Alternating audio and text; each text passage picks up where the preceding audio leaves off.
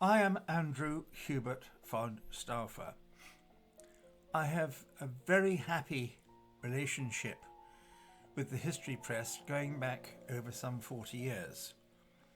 And there have been some notable successes among the titles I have written for them. Very wisely, a few years ago, they decided to issue some of my earlier titles as gift books, which I think is very clever, as it is a way of turning a present into a good introduction into British literary history. They have also taken a risk in going a bit further with me, and I'll go into that in a minute or two. First of all, I have been asked to update Jane Austen's Christmas, Wartime Christmas, the Bronte Christmas, Shakespeare's Christmas, and create a new book, Charles Dickens' Christmas, within the same format. I think this was very prescient of them. The runaway success has been, without a doubt, Jane Austen's Christmas. It proves the popularity of Britain's foremost female author of all time. There's a great deal of charm in it and a great deal of surprise when it comes to her Regency Christmas celebration. Now, coming up hard on the outside, as it were, to use a racing term, has been Charles Dickens' Christmas, and that has been a very pleasant surprise in terms of numbers sold. There's a very good reason for this. Everybody knows Charles Dickens. Everyone has associated him with Christmas. Few really know his backstory and how his childhood influenced his keenness for maintaining a happy Christmas for his family in the teeth of marital breakup. But I'll leave you to read the book to get a feeling for it, and also to relate Dickens into his time.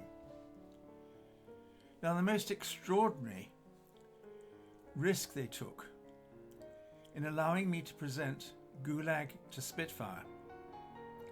This really was the story of my late father. He was sent to the notorious Vorkuta Gulag in the northern Urals, and he escaped in 1941, was not covered by the amnesty for General Anders to make up a Polish army in Tashkent, because my father was a political prisoner. Through most horrendous conditions and temperatures that fell well below -40 quite frequently, dressed in little better than rags, he made it to Tashkent and then on to Iran, where he joined the Royal Air Force, was trained in the United Kingdom, met my mother, who worked at Bletchley Park,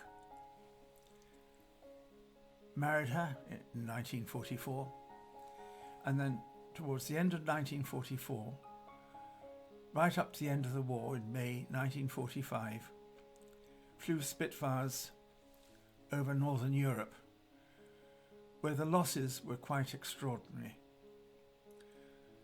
I won't go into much detail in this short video, but it is a story that most people in the United Kingdom do not know.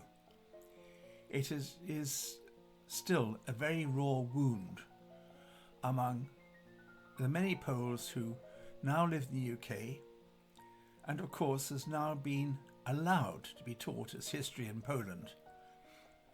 And this has led to a translation entitled Zgłagu do Rafu in Polish,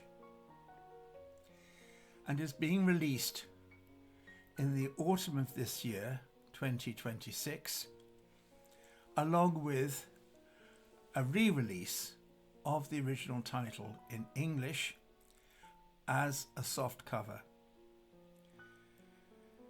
There is a sting in the tail, which is so very important and relevant today in view of the problems of the Ukrainian war and immigration. To put it into a nutshell, my father's hometown of Lvov in Poland has become Lviv in Ukraine and is subject to drone attacks, as indeed is most of Ukraine. But it may surprise many of you to know that the price of me being born in the United Kingdom in 1947 came at some cost. My mother had to lose her job at Bletchley Park. She had to take Polish nationality when she married my father, because that was the rule then.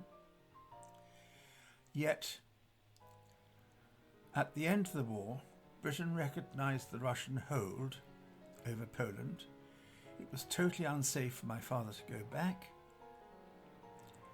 and he was effectively stateless, as indeed was my mother, as indeed was I when I was born. That was remedied when he was naturalised in 1953. But just ponder on that for a moment.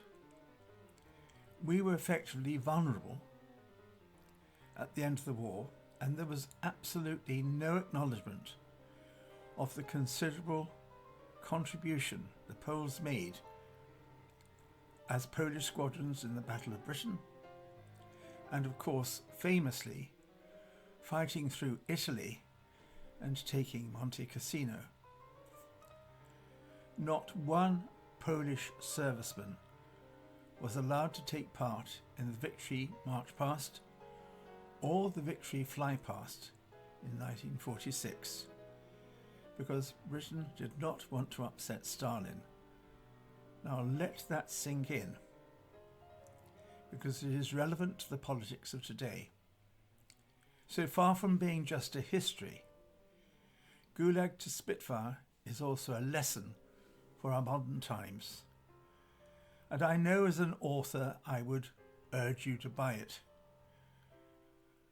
But don't buy it because I say so. Buy it because you need to fill in a gap in Anglo-Polish relations, which will explain an awful lot of what is happening today. Thank you.